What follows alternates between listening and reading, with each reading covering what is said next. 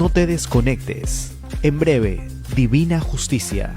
Todos los martes de 6 a 7 de la noche. Solo por Miraflores TV Digital. Una mirada diferente.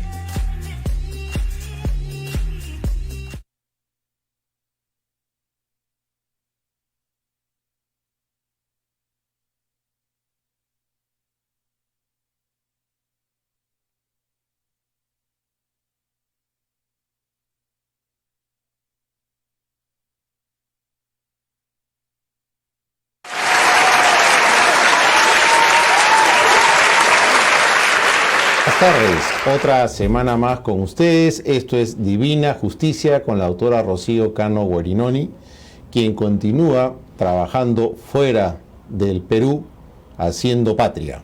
Ella la próxima semana ya nos va a acompañar con toda seguridad. Hoy tenemos un programa bastante interesante de emprendedores, de jóvenes empresarios y sobre todo cómo llevar una empresa en estas etapas tan convulsionadas. Cualquier intervención que ustedes deseen, bienvenida sea, la podemos hacer a través de Miraflores TV Digital, Facebook, el Twitter, @MirafloresTV82 o el WhatsApp 967-231-109. Bueno, aquí nos acompaña esta tarde Duilio Solfi.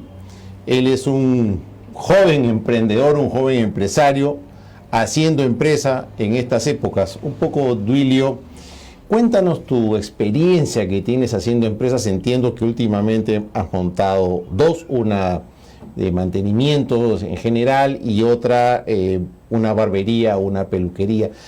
¿Cómo haces para emprender? Porque muchas veces se escuchan, no, estos no son los momentos adecuados, no es conveniente ahora, por A, B o Z, siempre una excusa. Pero yo creo y considero que todo momento es bueno si uno lo sabe hacer. ¿Tú qué opinas? Buenas tardes, Jorge, gracias por la invitación. Totalmente de acuerdo.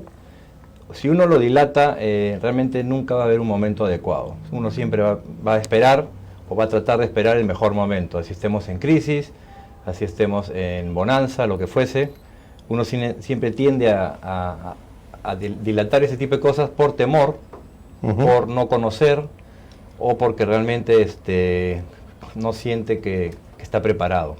Si uno tiene el espíritu emprendedor, yo les recomendaría a la gente es que lo haga, que se mande, pero todo con previo análisis y todo bien. Ahí bien quería analizado. llegar.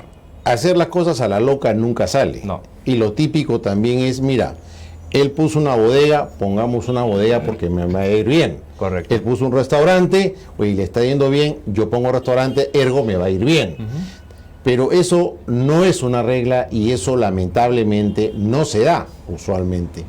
Debemos de guardar algunas seguridades mínimas, porque todo emprendimiento en sí es una aventura. Correcto. O sea, no sabemos realmente si vamos a lograr el éxito esperado o no. Una cosa podrán decir los estudios, otra cosa podrán decir en la economía, en fin, lo que hagamos.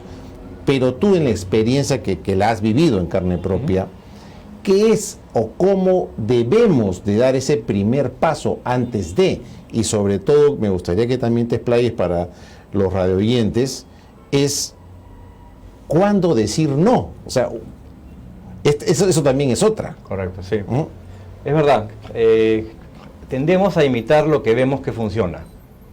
Y no es que sea malo, pero más de lo mismo probablemente no nos dé el éxito que queremos. Lo primero que hay que tener en cuenta antes de emprender es qué cosa diferente puedo hacer yo que no estén haciendo los competidores. O sea, como quien diría, ¿por qué me tendrían que escoger a mí y no a mi vecino que hace lo mismo que yo? Exactamente. ¿Cuál es el factor diferenciador o la novedad que estoy trayendo yo al negocio? Puede ser un negocio que ya existe, pero si yo hago algo diferente... Bueno, es que todo negocio en realidad ya existe, por decirlo así. Todo negocio existe, pero uno puede darle ciertos matices diferenciadores que hagan que, como tú decías, que alguien me escoja a mí versus escoger a lo que ya existe. Entonces, número uno, yo empezaría por ahí. Si puedo tener una gran idea, ok, primero investiga, esa idea existe o no existe. ¿Existe mucha competencia o no existe mucha competencia? Factores claves. ¿Qué factor diferenciador tengo? Otro factor clave es dónde voy a estar localizado. Yo diría ¿El que local es muy importante? El local es, creo que, lo más importante. La ubicación es lo más importante. ¿Y qué ves tú para tener, digamos, esa ubicación? ¿Qué consideraciones debes de guardar o cuidar para colocar el negocio? Depende del tipo de rubro que estés, imagino. Depende del tipo de rubro. Hay unos análisis de afluencia de gente, de tránsito de personas, que también pueden servir para analizar una zona determinada. Hay que ver qué competencia tienes a tu alrededor. No vas a poner un restaurante de pollos donde hay 5 restaurantes de pollo cerca, a menos que tengas una marca muy sólida y una marca preestablecida en el mercado que te permita hacer eso para quitarle negocio a los demás. Pero si no, hay que tener mucho cuidado también qué tan cerca estás de los competidores. En algunos casos te puede funcionar siempre y cuando la marca sea poderosa, ¿no?, en el mercado. Después, más allá de la ubicación y del diferenciador, tienes que tener en cuenta muchos negocios que van en sociedad, terminan en problemas justamente por la sociedad. Ese tema es fundamental. O sea, ahí tú te refieres, como se diría en castellano, ¿con quién me aventuro a hacer el negocio? Fundamental. O sea, definitivamente antes de asociarte con alguien, definitivamente hay que estar 100% seguros que vamos a estar en las buenas y en las malas y no solamente en una de esas. Y no va por un tema de amistad, de la familia, no va por un tema de eso, al contrario. Los mejores amigos se terminan peleando, los familiares se terminan peleando. Va por un tema, en mi caso particular, con mi socia, siempre lo decimos, ¿no? Nosotros nos complementamos. Cada uno tiene casi como que su función dentro de la sociedad. Y ese complemento hace que funcione. Tú ahora estás llevando una peluquería por un lado y una barbería por otro lado. Correcto, tenemos una barbería y una peluquería. Es relativamente joven en el mercado, creo que tienes 4 o 5 meses, ¿no? No, te explico. Yo tengo una barbería que acaba de cumplir justo ayer 1 año, ¿ya? Que es una marca que hemos creado, una marca propia, un concepto diferente.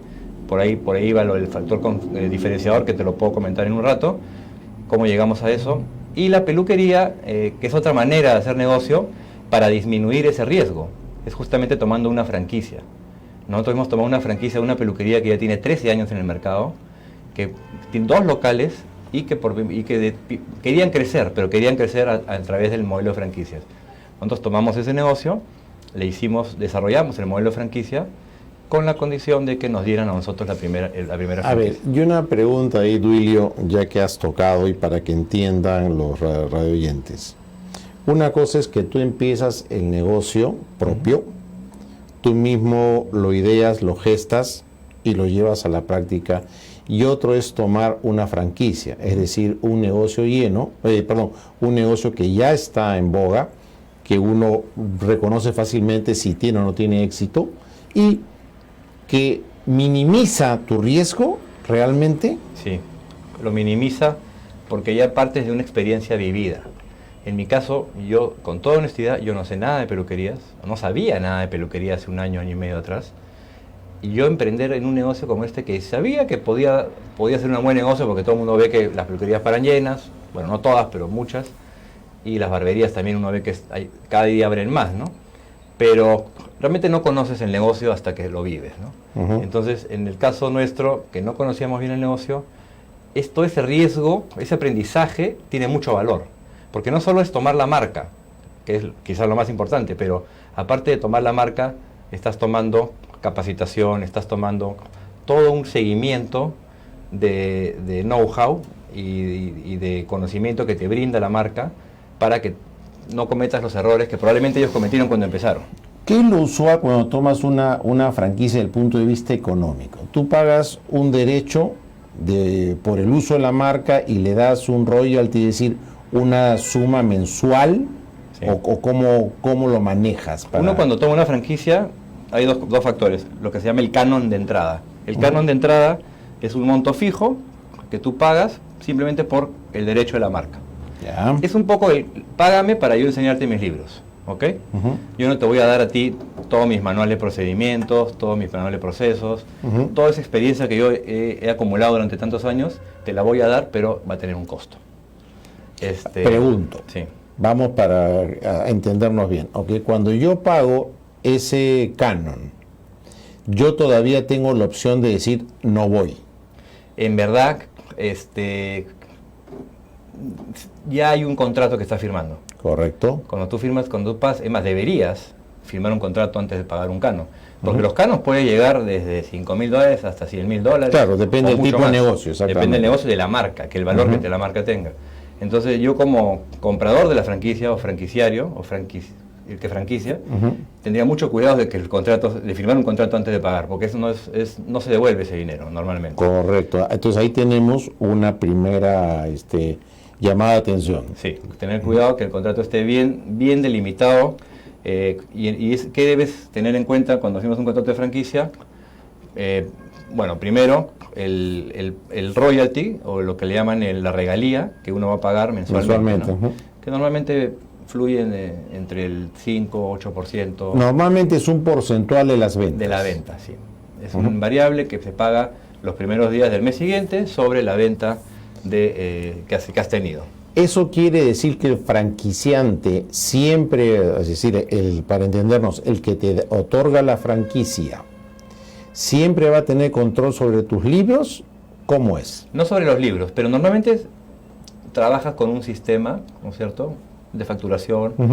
Y lo que sí, es más, lo que sí debería tener, e inclusive yo como franquiciado le recomendaría a los franquiciantes que quieran ofrecer franquicias, que tengan algún mecanismo de control sobre la venta, no sobre los libros, porque no tienen por qué saber cuál es mi última línea, pero sí sobre la venta. Y normalmente si estás trabajando con un sistema, es como que yo tengo un sistema y manejo 3 puntos de venta, es agregarle un 4.º punto de venta.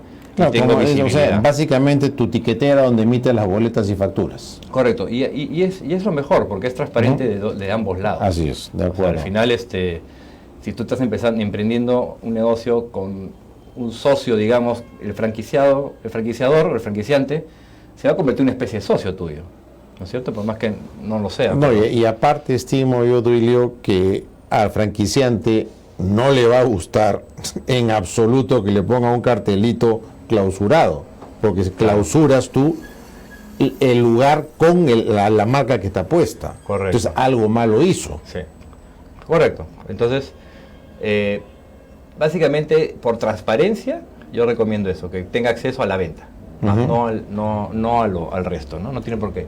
Ya, pero igual normalmente un franquiciante te coloca un supervisor, no permanente, pero es una persona que va a tu local de vez en cuando a facilitar y ayudar y también a vigilar que la marca esté siendo bien usada. Claro. Porque no puedes descuidar, por ejemplo, limpieza, no puedes descuidar trato. El servicio que dan las personas.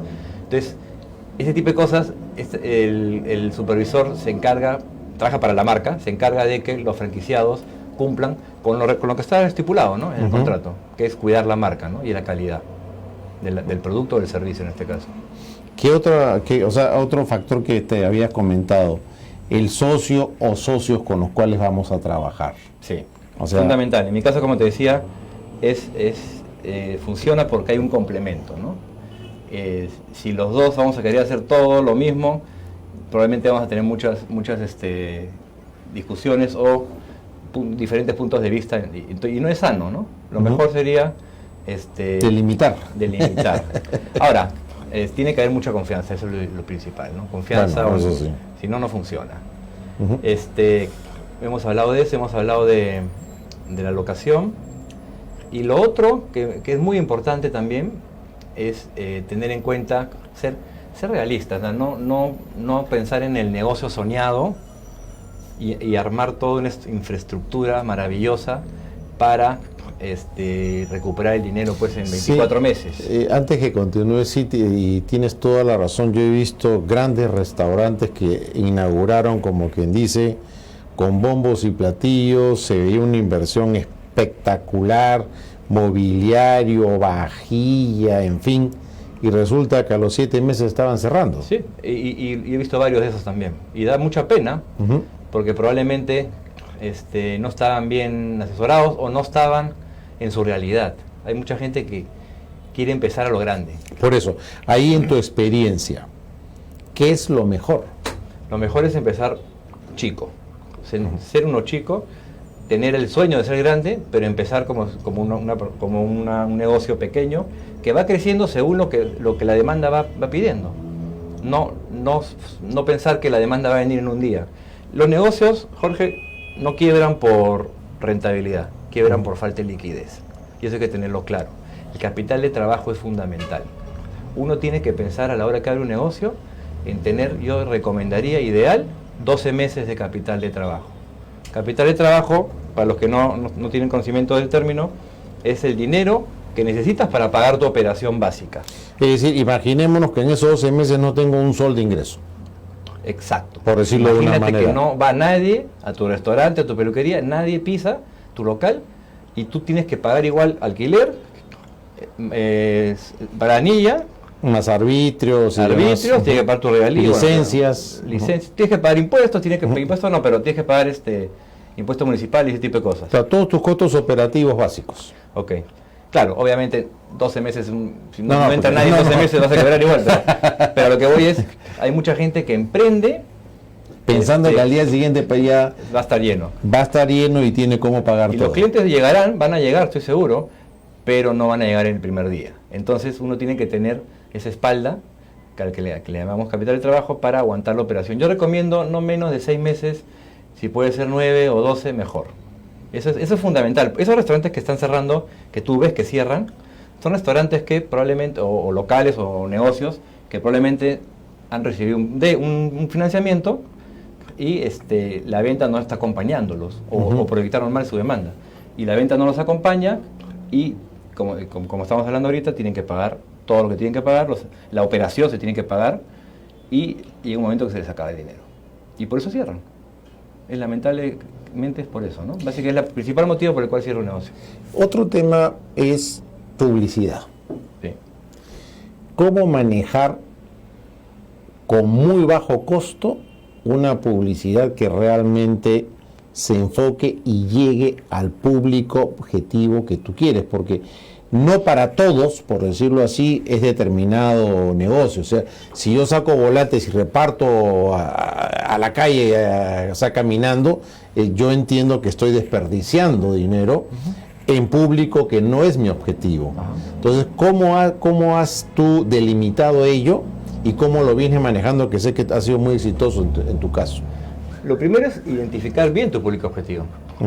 Tienes que conocer realmente, no solo qué rango de edad puede tener o qué estilo de vida puede tener, sino dónde busca información, qué medios utiliza, en dónde sale para recreación, dónde estudia.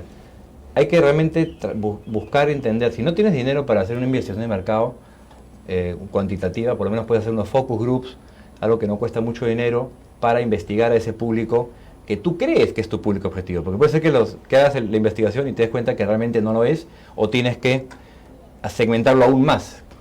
Y eso, a la larga, la segmentación te va a permitir que no desperdicies el dinero. Pero como tú dices, si yo tengo una peluquería y te digo, mi peluquería es para todas las mujeres entre 15 y 60 años. Y resulta pues que abro y gasto mucho dinero todo el tiempo haciendo publicidad para todo ese rango de gente, que es muy amplio. Yo preferiría tener un rango que me dijera entre 22 y 35, cosa que yo voy directamente a esa gente, porque ya la segmenté y ya sé dónde buscarla, ya sé dónde encontrarla, y sé dónde hacer mi publicidad. Yo recomendaría empezar por medios no tradicionales, ¿no? Todo lo que es internet, redes sociales y bloggers, por ejemplo, ¿no? Eso es lo que más resulta el día de hoy para un tipo de negocio como el que te estoy diciendo, ¿no? Habrán otros negocios que necesitarás quizás otras redes como LinkedIn, por ejemplo, para un tema de servicios corporativos, ¿no? Pero si no tienes mucho presupuesto para publicidad, utiliza las redes. Las redes funcionan bastante bien y puedes contratar a alguien que no te cobre mucho y te maneje las redes. Sobre todo en las redes hay que tener en cuenta, hay que trabajar los contenidos. Contenidos se refiere a darle cosas de interés a tu público. Por eso, o sea, volvemos a lo mismo. ¿Qué me diferencia que hace que me escojas a mí y no al vecino? Bueno, lo primero que te dije fue que había que buscar algo que te diferencie a la hora de hacer tu negocio. Por ejemplo, te puedo contar mi experiencia para que lo en la barbería. Barberías, como te decía, hay un montón. Si tú vas por acá y vas a ver un montón de barberías. Y nosotros en un momento dijimos, ya habrá pasado el momento para las barberías? Porque ya vimos que había muchas. Pero bueno, hicimos, como te Pero dije, pregunto, a ver, antes de, si me permites, escarbar un poco, ¿no? ¿Por qué barbería? ¿Por qué te nace el tema de barbería? Nos nació porque justamente vimos que había una nueva tendencia, que no es inventada, viene de Colombia, de Venezuela en su momento, de Europa, de España, que es una tendencia a que el hombre, por primera vez, está más preocupado por su cuidado personal y está requiriendo, está pidiendo espacios personales, o no personales no, sino para ellos, para hombres. Y el hombre está cansado de compartir, digamos, cosas como este tipo de servicios con las mujeres, ¿no? Y requiere un servicio especializado. Entonces esta tendencia viene ya de varios años de estos países, y en Perú inevitablemente vino la tendencia, y vimos que era un negocio rentable. El negocio de barbería salió, nosotros estábamos ya trabajando el tema de la peluquería, y salió como que en el camino, a la hora de hacer toda esta investigación. O sea, tú empezaste por la peluquería, con la franquicia, porque queríamos disminuir riesgo, y en el camino fuimos aprendiendo y se nos presentó esta oportunidad de la barbería. También nace por un tema de local, no encontrábamos local, porque necesitábamos 160 metros más o menos, 180 metros, y era muy cara la renta, ¿no? Y ahora vamos a hablar de la renta, hay que tener cuidado, ese es otro punto importante a la hora de hacer un negocio. Pero salió como que de casualidad, en el camino se nos presentó la oportunidad, y dijimos, bueno, ¿por qué no hacemos una investigación y vemos cómo nos va con esto? Y vimos que sí, efectivamente, habían muchas barberías, pero pudimos segmentarla en dos tipos de barberías, las clásicas y las urbanas. Las clásicas son todas aquellas que, si te das cuenta, están dirigidas al hombre macho, al hombre de la moto, el Harley Davidson, la mafia. Esa es la manera como se posicionan ellas. Y las urbanas son las reggaetoneras, las de ese tipo de estilo de vida, ¿no? Vimos que en el medio no había nada. Dijimos, ¿qué puede querer el hombre que no le guste ni la moto ni la música reggaetón? Y decidimos ir por un concepto de fútbol, que es un concepto nada más. No es que a la barbería van futbolistas, no es que a la barbería va gente para que le hagan peinados como los futbolistas. Simplemente es un concepto donde tú puedes ir, mientras te atiendes, puedes tomarte una cerveza o una gaseosa y puedes ver un partido de fútbol. O sea, tú conceptuaste el negocio en un nicho que todavía no estaba explotado por el que todavía no estaba explotado. Que era, ¿qué le doy al hombre que no es ni motociclista ni esa es la diferenciación. Ese es el factor diferenciador que le dimos nosotros a la barbería. Y está funcionando bastante bien. Hay un público definitivamente que le gusta el fútbol y que no simpatiza con ninguno de los otros extremos. Entonces, eso es importante tener en cuenta. ¿En qué me voy a diferenciar? Entonces la gente me busca. Ahora, lo que sí es clave, yo puedo hacer un estadio de fútbol si quieres, con barberos, pero si el servicio no es bueno, no importa el concepto, no importa la diferenciación, no importa nada. Está sobredicho que el servicio tiene que ser bueno, que el barbero tiene que ser bueno, que el servicio tiene que ser amable y que la atención tiene que ser de primera. Sin eso no funciona nada, en ningún negocio. Entonces eso sí es clave, por más que sea un concepto innovador. Perfecto. ¿Okay? Si me permites ir a un corte y vamos a retomar en menos de 5 minutos. Entonces vamos al corte, regresamos en 5 minutos.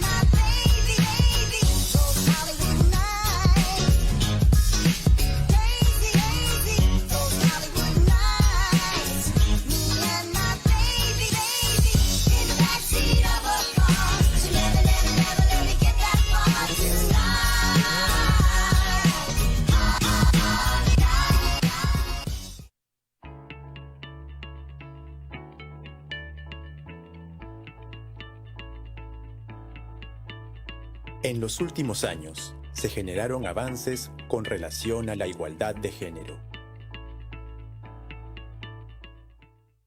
Sin embargo, aún existe un gran porcentaje de violencia física y psicológica contra mujeres y niñas en todo el país.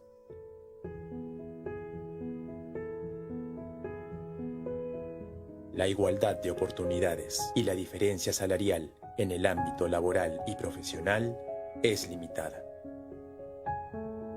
Además de una falta de conciencia social por el respeto e igualdad de oportunidades hacia las personas con discapacidad. OpenSAC, grupo empresarial especializado en entrenamiento y capacitación profesional.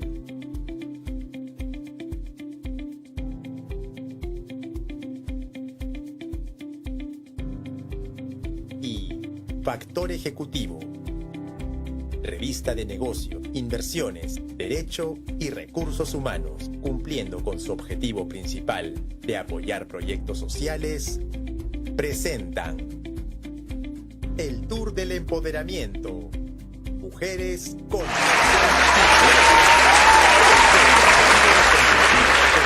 Buenas tardes, nuevamente retomamos el tema. Ahora nos está acompañando el señor Herbert Pinto, que es especialista justamente en estructurar negocios, controles en los negocios y demás, que complementa muy bien lo que venimos hablando con Duilio. Permíteme, Herbert, antes de darte pase para terminar de redondear la idea que teníamos y ya vamos a complementar. Un punto importante que quedaba aquí era la renta. Sí, correcto. La renta puede ser un factor que puede hacer quebrar un negocio fácilmente. Está muy cara la renta en Perú, el metro cuadrado está caro, sobre todo en ciertos distritos, y normalmente uno se emociona y dice, no, si me va a ir bien, si me va a ir bien. Pero tiene que tomar en cuenta que la venta no debería nunca superar más del 8%, perdón, la renta no debería superar el 8% de la venta. E inclusive, si puede ser más cercano a 5%, es lo recomendable, pero jamás más del 8%. Es decir, al suicidio. Es prácticamente ir al suicidio. No voy a decir que no hay excepciones, pero es peligroso ese tema. Y otro factor de importancia es cómo proyecto yo mis ventas, ¿no? Cómo proyecto yo mi demanda. Eso es clave y siempre hay que buscar ser conservador. El que se emociona, el optimista pierde. Ojalá que se dé, pero hay que empezar conservador, porque eso te va a permitir planear tu capital de trabajo de acuerdo a un escenario conservador, y si te va mejor, en buena hora, ¿no? En buena hora. Acuerdo. Ahora, de acuerdo con respecto a lo de Herbert, que es el ver procesos, ¿verdad? Así es, exactamente. Justamente ese es otro de los motivos por el cual uno debería tomar una franquicia en algunos casos, porque la franquicia justamente te quita ese trabajo, porque ya está todo hecho en procesos. Tú ya vienes con un manual de procedimientos que para alguien que no conoce el negocio es fundamental. Exactamente, Herbert, y por eso se complementa bien. ¿Por qué es importante? O sea, empecemos más bien. ¿Qué es un proceso y por qué es importante en esta cámara, Herbert? ¿Y por qué es importante justamente tener claros los procesos en las empresas? Claro. El micro para que te escuche. Ok, gracias por la invitación, Jorge. Gracias, Duilio, también un gusto compartir esta conversación. El tema es sumamente importante, sumamente vigente, ¿no? Siempre yo hablo de que en un ambiente de gestión es importante tener resultados predecibles, ¿no? O sea, no ir por prueba y error y ver a ver qué pasa, ¿no? Entonces, cuando uno busca resultados predecibles, cuando uno busca realmente poder planificar y poderse acercar a un resultado que ha planeado, necesita tener de alguna manera parámetros, criterios, políticas, y ahí llegamos al concepto de los procesos, ¿no? Un proceso, en términos sencillos, vendría a ser un conjunto de actividades predefinidas, más o menos estándar, que te aseguran un resultado esperado, ¿no? Que te aseguran calidad, que te aseguran plazos, que te aseguran costos, ¿no? Y ese concepto ya luego se puede extrapolar, se puede aplicar a muchos ámbitos, ¿no? Este concepto nació pues en el mundo de las operaciones, en el mundo de la manufactura, en el mundo de las fuerzas, inclusive de las fuerzas militares, la fuerza aérea hace ya pues varias décadas, ¿no? Pero hoy en día se utiliza mucho en la gestión, en los servicios, en la pequeña empresa, en el gobierno, es decir, todo el mundo necesita hoy en día resultados predecibles y para eso necesitamos procesos. Exactamente, o sea, aquellos que deseen emprender un negocio, no es, se me ocurrió la idea, tengo la plata, monto el negocio y a ver qué me resulta. Con mucha seguridad voy a ir a un fracaso.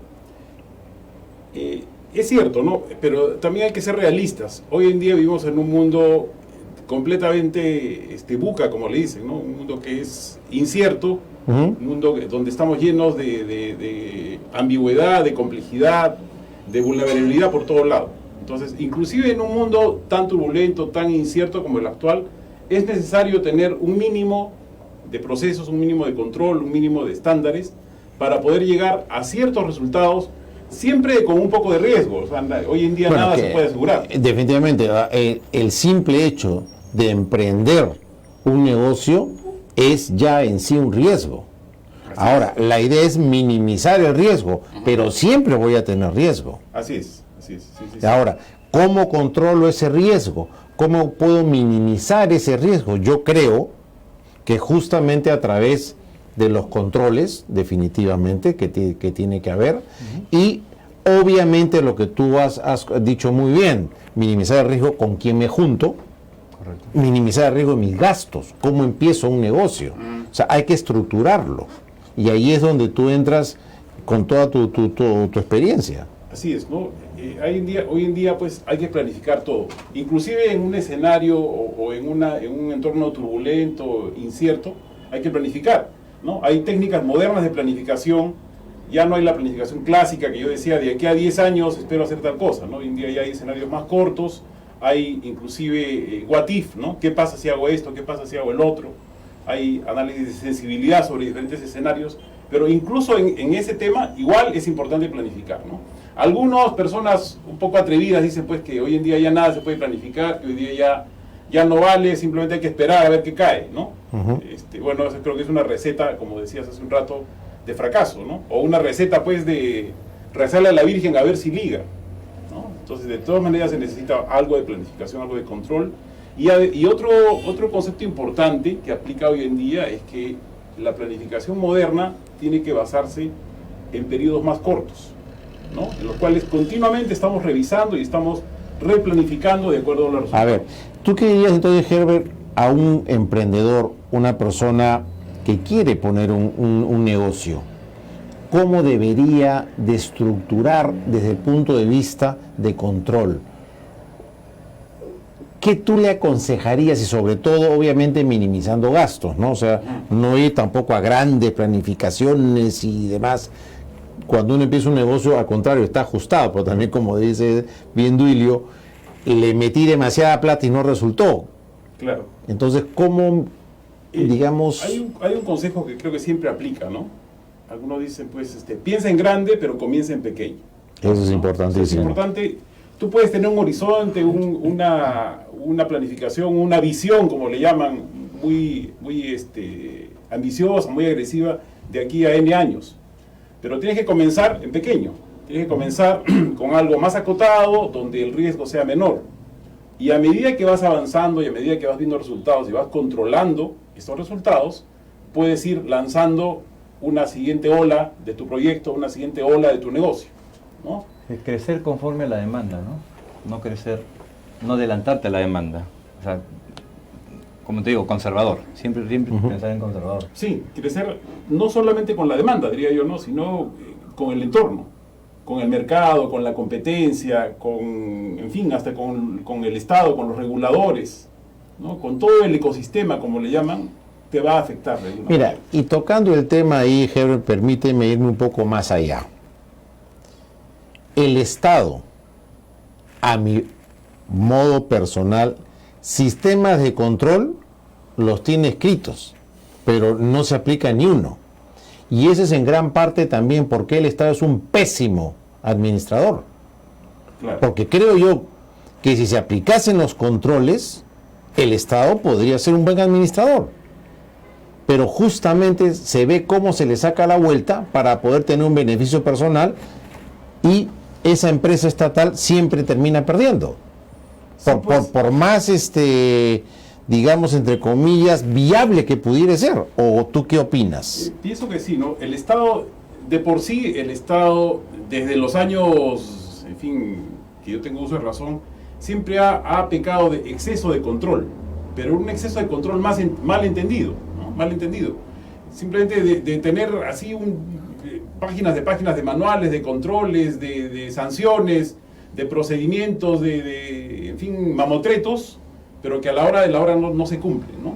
Cuando de repente más sano es comenzar por unas políticas básicas, por unos criterios básicos, que sí deberían cumplirse, sin entrar al detalle, digamos, menudo de, como le llamaban antes, pues, organización y métodos, procesos, procedimientos. Me acuerdo que cuando estábamos en la universidad se hablaba mucho de las tupas, ¿no? Procedimientos administrativos, y cada tupa era, pues, una Biblia, 500 páginas, pero que nadie leía, que nadie cumplía. Sin embargo, cuando alguien quería castigar o sancionar a una persona, le buscaba la sinrazón y se iba por ahí, ¿no? Entonces, creo que es importante entrar más a la esencia de qué es lo que hay que controlar, qué es lo que hay que validar, y de alguna manera dejar cierto campo de acción a la gente para trabajar, para actuar. Porque también, lamentablemente, hay mucha parálisis en el lado de las entidades públicas, porque se mueren de miedo de actuar, porque piensan que apenas muevan algo, 1 centímetro, le cae la Contraloría. Le cae la Contraloría, o que 3 años después van a tener un juicio, etcétera, ¿no? Entonces, ese es el dilema del sector público. Lamentablemente estamos ahí.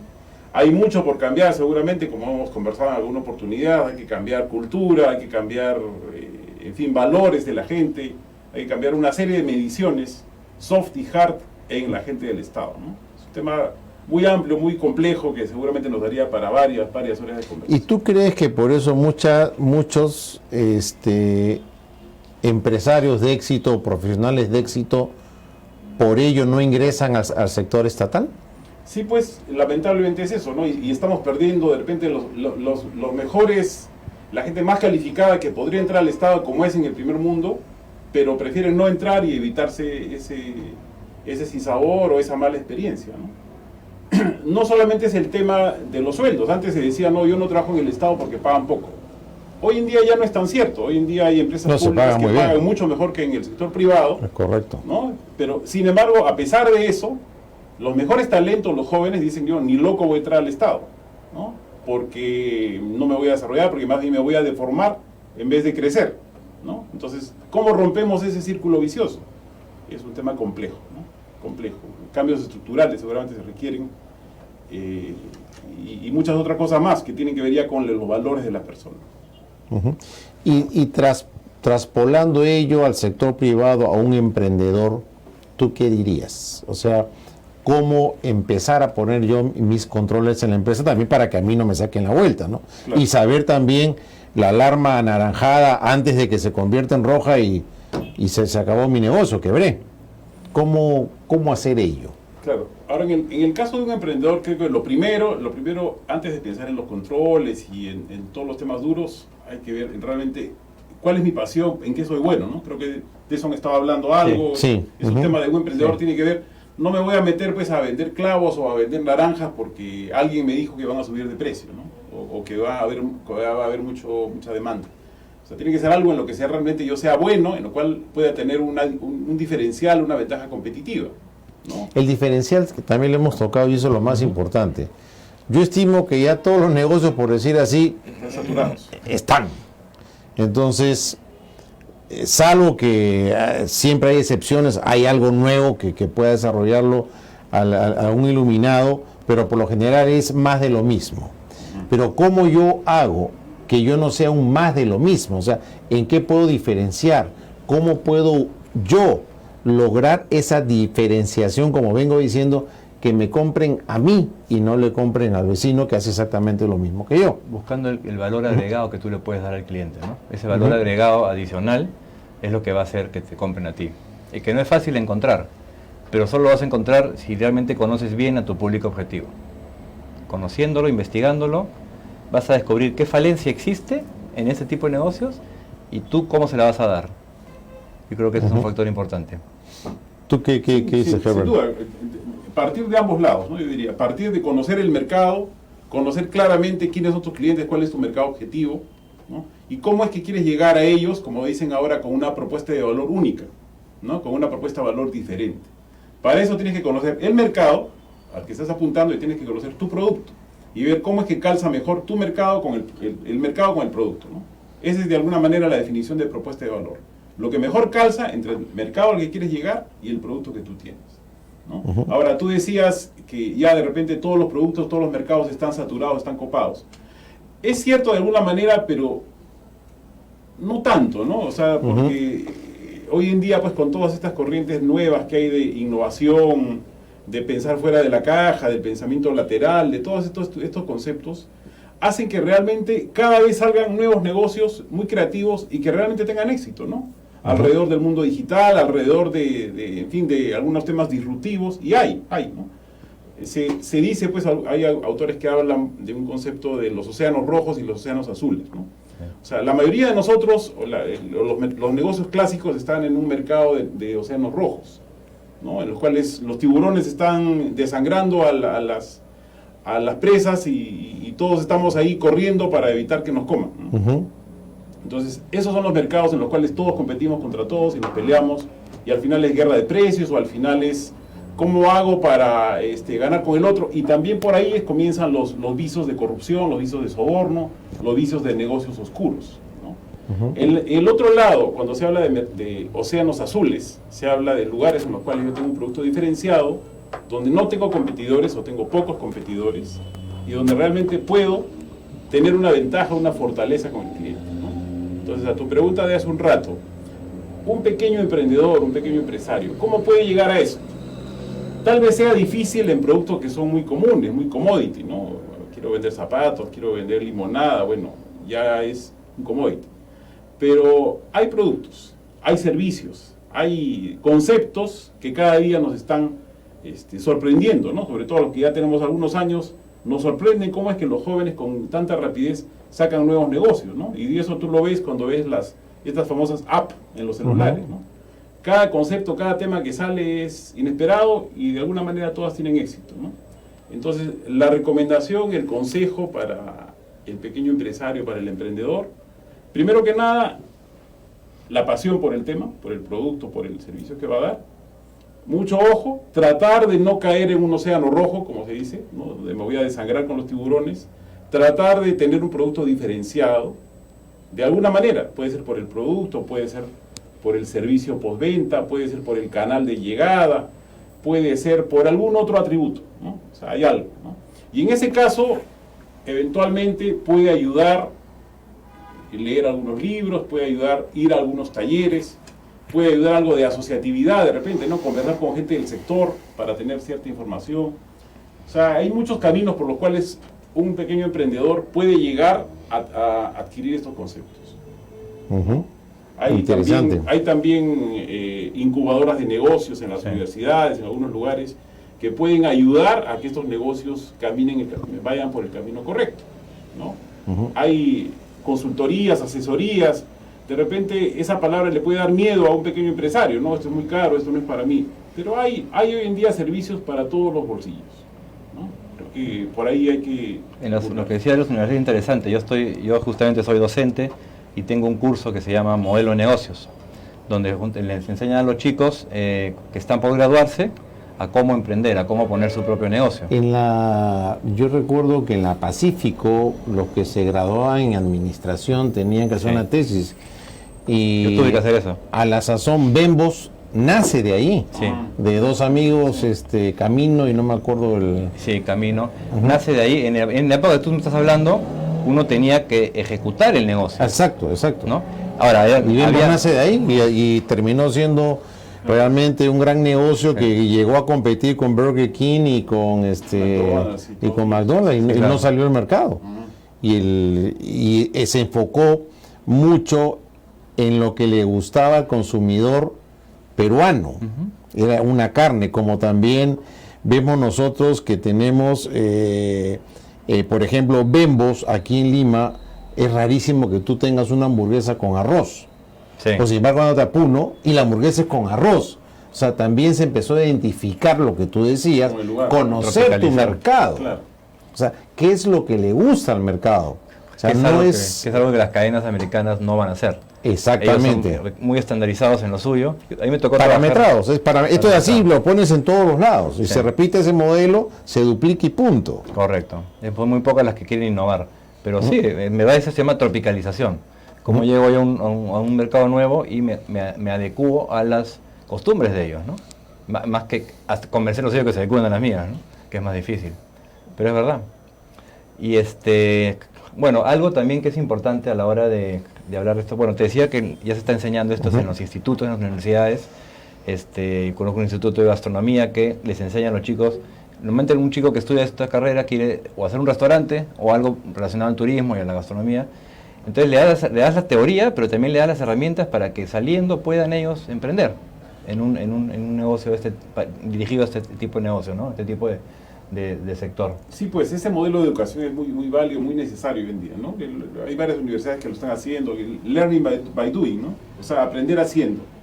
Aprender haciendo es, de hecho, hoy en día creo que todas las universidades, pregrado, inclusive los posgrados, las maestrías, están aplicando esos modelos, ¿no?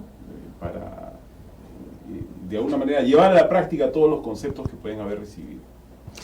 Y por ejemplo, Herbert, en tu experiencia, ¿qué podríamos nosotros rescatar de un fracaso de un negocio?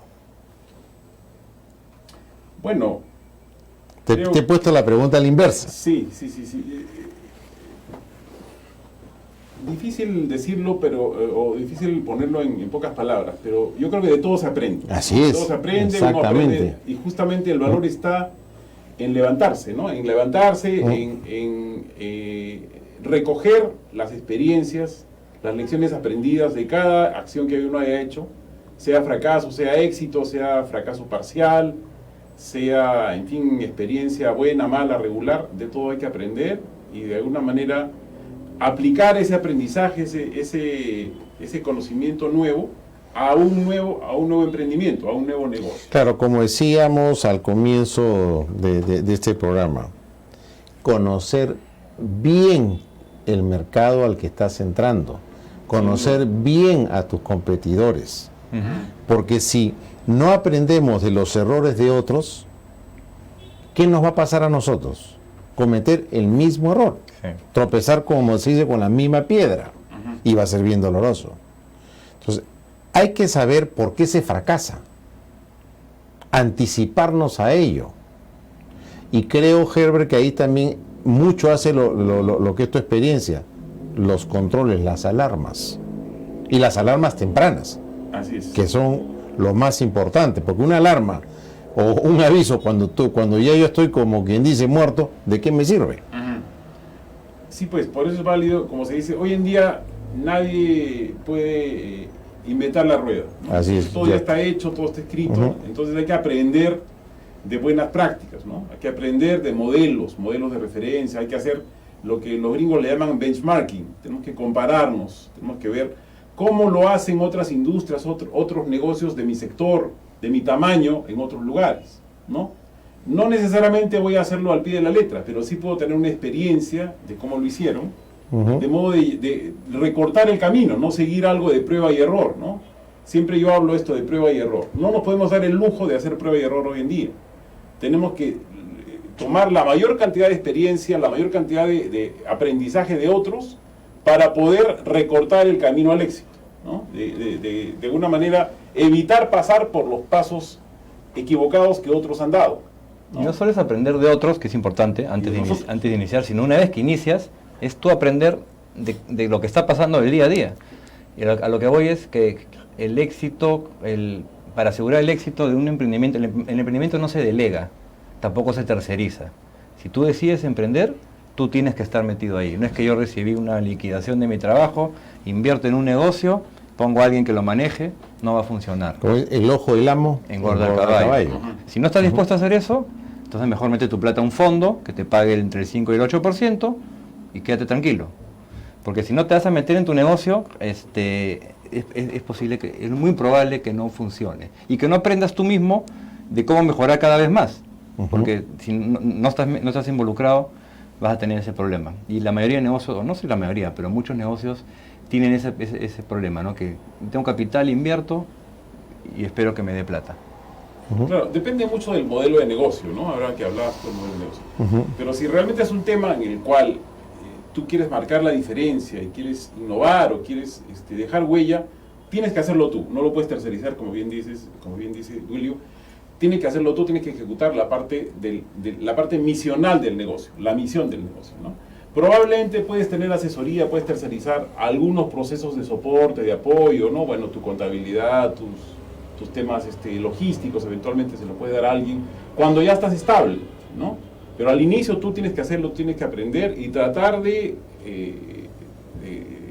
recorrer hitos o de avanzar de la manera más asertiva posible, con aprendizaje, con benchmarking, comparándose con otros, mirando cómo lo está haciendo el mercado, siendo muy analítico. Acucioso incluso de tus indicadores, ¿no? Se habla mucho que uno tiene que tener indicadores o KPIs, como le dicen algunos, ¿no? Indicadores clave, para ver cómo va tu negocio, cómo va tu desempeño desde el punto de vista del mercado, de las finanzas, de la satisfacción del cliente, incluso de tu clima laboral, de todos estos detalles que al final suman al éxito, ¿no? Entonces, si tú vas a esperar a hacer una medición clásica al final del año, es demasiado tarde, ¿no? Tienes que ir midiendo, tienes que ir censando el negocio de la manera más continua, más frecuente posible. Y una pregunta, aunque suene un poco absurda, y me atrevo a decirlo así, o tonta. ¿En qué momento digo hasta aquí no más? Esto no da más. Porque siempre uno dice, pongo 10 más, y en vez de salir me sigo hundiendo más. ¿En qué momento digo hasta aquí? Porque nos pasa. Sí. Siempre digo, mañana mejora, pongo, mañana mejora y sigo poniendo y termino en un bolsillo de payaso endeudado con los bancos, endeudado con amigos, endeudado con agiotistas y es peor. ¿En qué momento? Mira, yo diría que es como en la ruleta, ¿no? O sea, tú dices, ya, sigo jugando, le sigo poniendo unas fichitas y ya va a caer, ¿no? No hay una respuesta única. Claro, depende mucho. La gente dice, el empresario tiene la corazonada, tiene ese feeling que le dice, sigue ahí o no sigas ahí. Claro, la receta, digamos, clásica, la receta estándar sería default. No desmayes, no renuncies, no te rindas, sigue adelante, sigue impulsando, ¿no? Claro, eso suena bonito. Suena bonito, pero siendo realista, eso voy. Si uno ve que su modelo de negocio, si uno ve que su emprendimiento no tiene futuro, porque el mercado no responde, o porque hay demasiada competencia y yo no tengo diferenciación, o porque no tengo las fortalezas necesarias para ser sostenible, entonces mejor es mirar a otro lado, ¿no? Seguramente. Ahora, es fácil recomendarlo, lo difícil es estar en la situación y ejecutarlo. Considero que hay dos factores para eso. Uno es separar la pasión de la racionalidad. Eso, ahí quería un poquito. Tú puedes ser muy apasionado en lo que tú quieres, pero si ves que no está funcionando, trata de separar la pasión, porque si no la pasión te va a quebrar. Número uno. Y lo otro es, plantéate, ok, hasta ahorita no está funcionando.